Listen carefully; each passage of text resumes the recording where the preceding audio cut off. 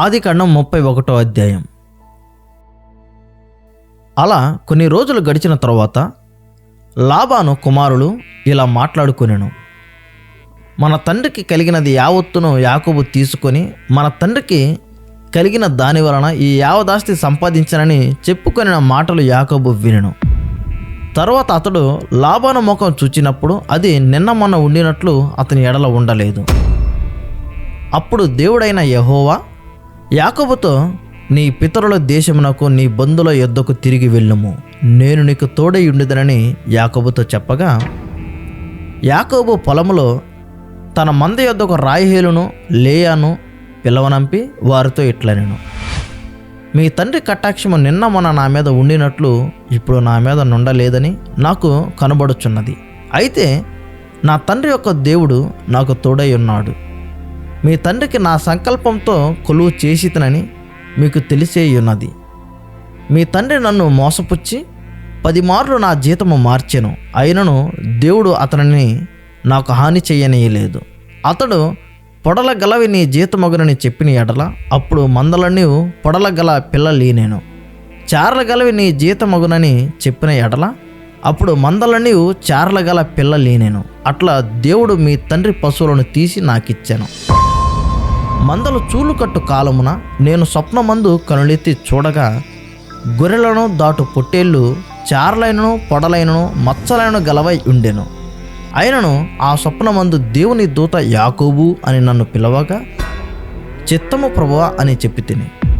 అప్పుడు ఆయన, నీ కనులెత్తి చూడుము, గొర్రెలను దాటుచున్న పొట్టేళ్ళన్నీ చారలైనను పొడలైనను మచ్చలైనను గలవి. ఎలయనగా లాబాను నీకు చేయుచున్నది యావత్తును చూచి తిని. నీవు ఎక్కడ స్తంభము మీద నూనె పోసితివో, ఎక్కడ నాకు మొక్కుబడి చేసితివో ఆ బేతేలు దేవుడను నేనే. ఇప్పుడు నీవు లేచి ఈ దేశములో నుండి బయలుదేరి నీవు పుట్టిన దేశమునకు తిరిగి వెళ్ళుము అని నాతో చెప్పాను.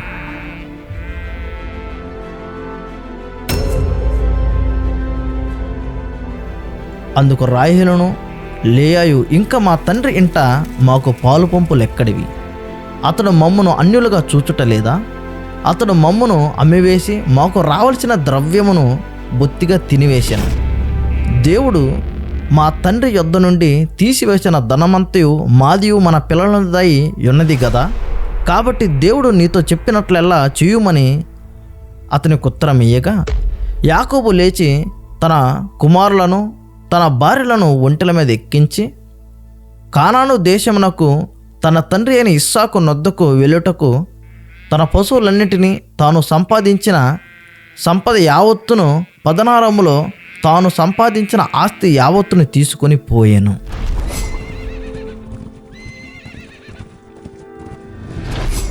లాబాను తన గొర్రెల బొచ్చు కత్తిరించుటకు వెళ్ళి ఉండగా రాహేలు తన తండ్రి ఇంట నున్న గృహదేవతలను దొంగిలించెను. అప్పుడు యాకోబు తాను పారిపోచున్నానని సిరియావాడైన లాబానుకు తెలియచేయకపోవటం వలన అతనిని మోసపుచ్చిన వాడాయెను. అతడు తనకు కలిగిన దంతయు తీసుకొని పారిపోయాను. అతడు లేచి నది దాటి గిలాతు కొండతట్టు అభిముఖుడై వెళ్ళెను. యాకోబు పారిపోయిన 3వ దినము లాబానుకు తెలుపబడెను.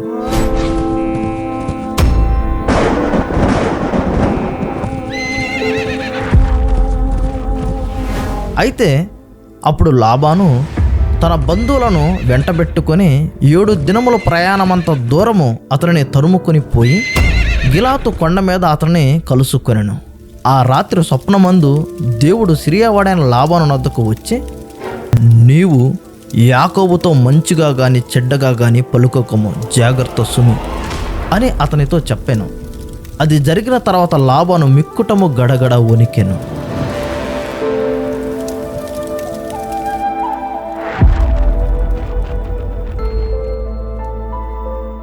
ఆ తర్వాత లాబాను యాకోబును కలుసుకొనెను. యాకోబు తన గుడారము ఆ కొండ మీద వేసుకొని ఉండెను. లాబాను కూడా తన బంధువులతో గిలాతు కొండ మీద గుడారము వేసుకొనెను. అప్పుడు లాబాను యాకోబుతో, నీవేమి చేసితివి? నన్ను మోసపుచ్చి కత్తితో చెరపట్టబడిన వారిని వలె నా కుమార్తెలను కొనిపోవనెలా?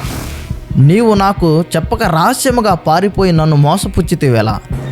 సంబరముతోనూ పాటలతోనూ మధ్యలతోనూ సితారులతోనూ నిన్ను సాగనంపుదునే.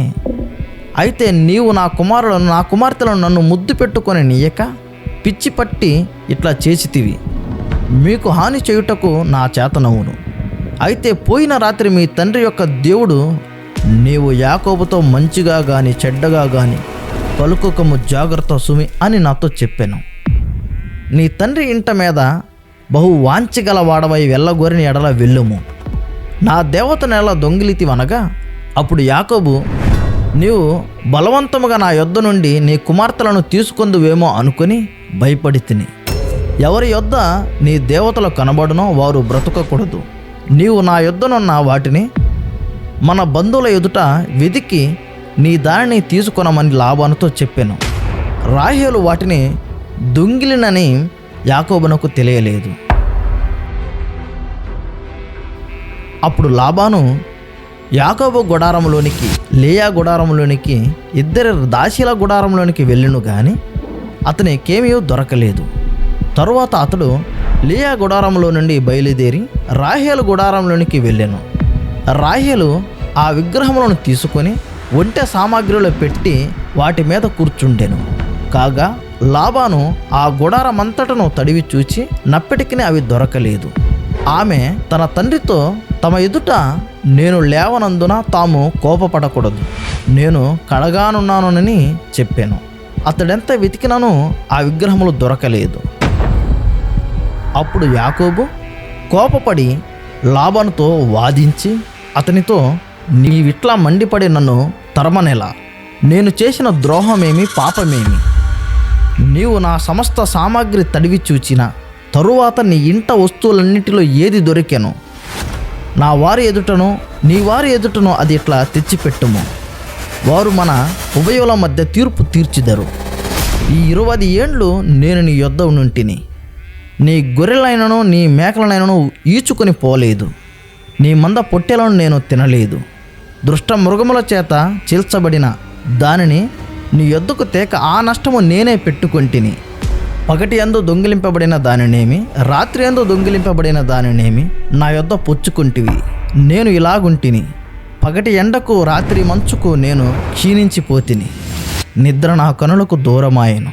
ఇది వరకు నీ ఇంటిలో 20 ఏండ్లు ఉంటిని. నీ ఇద్దరి కుమార్తెల నిమిత్తము 14 ఏండ్లు, నీ మంద నిమిత్తము 6 ఏండ్లు నీకు కొలువు చేసి తిని. అయినను నీవు నా జీతము 10 మార్లు మార్చితివి.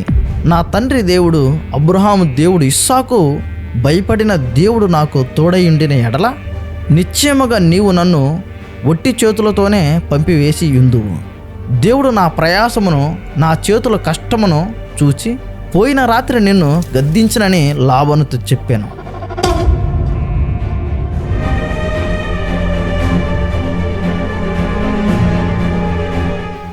అందుకు లాబాను, ఈ కుమార్తెలు నా కుమార్తెలు, ఈ కుమారులు నా కుమారులు, ఈ మంద నా మంద, నీకు కనబడుచున్నది అంతయు నాది.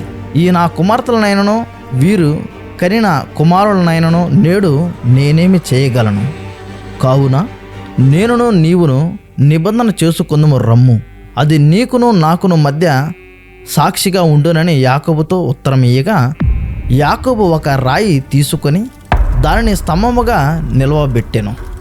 అప్పుడు యాకోబు రాళ్ళను కుప్పగా వేయుమని తన బంధువులతో చెప్పాను. వారు రాళ్ళు తెచ్చి కుప్ప వేసిరి. అక్కడ వారు ఆ కుప్ప యొద్ద భోజనము చేసిరి. లాబాను దానికి యాగర్ షహదూతా అను పేరు పెట్టెను. అయితే యాకోబు దానికి గలేదు అని పేరు పెట్టెను. లాబాను, నేడు ఈ కుప్ప నాకును నీకును మధ్య సాక్షిగా ఉండునని చెప్పాను కాబట్టి దానికి గలేదను పేరు పెట్టెను. అంతటా మనము ఒకరికొకరము దూరముగా నుండక దేవుడని యెహోవా నాకును నీకును మధ్య జరుగునది కనిపెట్టినని చెప్పాను గనుక దానికి మిస్పా అను పేరు పెట్టబడిను. అంతటా లాబాను, నీవు నా కుమార్తెలను బాధ పెట్టినను, నా కుమార్తెలను కాక ఇతర స్త్రీలను పెళ్లి చేసుకునినను చూడుము, మన యొద్ద ఎవరునూ లేరు గదా, నాకును నీకును దేవుడే సాక్షి అని చెప్పాను. తరువాత లాబాను, నాకును నీకును మధ్య నేను నిలిపిన ఈ స్తంభమును చూడుము, ఈ కుప్ప చూడుము. హాని చేయవలనని నేను ఈ కుప్ప దాటి నీ యొద్దకు రాకను, నీవు ఈ కుప్పను ఈ స్తంభమును దాటి నా యొద్దకు రాకను ఉండుటకు ఈ కుప్పే సాక్షి, ఈ స్తంభమును సాక్షి. అబ్రహాము దేవుడు, నాహోరు దేవుడు, వారి తండ్రి దేవుడు మన మధ్య న్యాయము తీర్చునని చెప్పాను. అప్పుడు యాకోబు తన తండ్రి అయిన ఇస్సాకు భయపడని దేవుని తోడని ప్రమాణము చేశాను. యాకోబు ఆ కొండ మీద బలి అర్పించి భోజనము చేయుటకు తన బంధువులను పిలవగా వారు భోజనము చేసి కొండ మీద ఆ రాత్రి వెలబుచ్చిరి.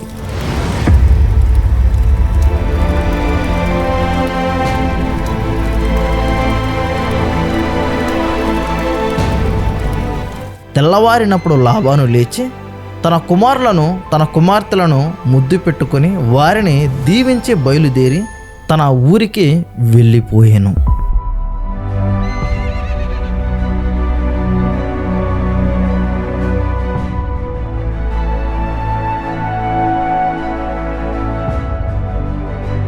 ముగింపు. దేవుడు నమ్మకమైన వాడు, అన్యాయానికి గురైన వారిని విడిచిపెట్టడు. మనకు న్యాయం చేసే సమయాన్ని ఖచ్చితంగా ఏర్పరుస్తాడు. దేవుని సమయాన్ని నమ్మడం ముఖ్యం. యాకోబు అనేక సంవత్సరాలు లాబాను సేవలో తలనొప్పులతో అన్యాయాలతో జీవించాడు. కానీ దేవుడు ఆ సీతాకోక చిలుక ప్రయాణానికి ముగింపు తెచ్చాడు.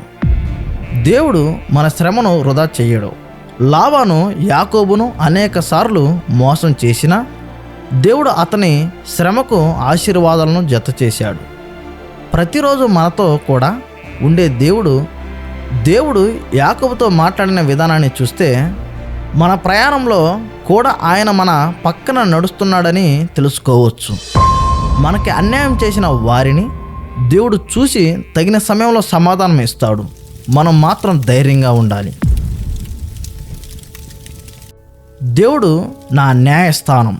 అన్యాయం జరిగిన దేవుడు న్యాయాన్ని నిలబెడతాడు. మన శ్రమ వృధా కాదు, దేవుడు చూసుకుంటాడు.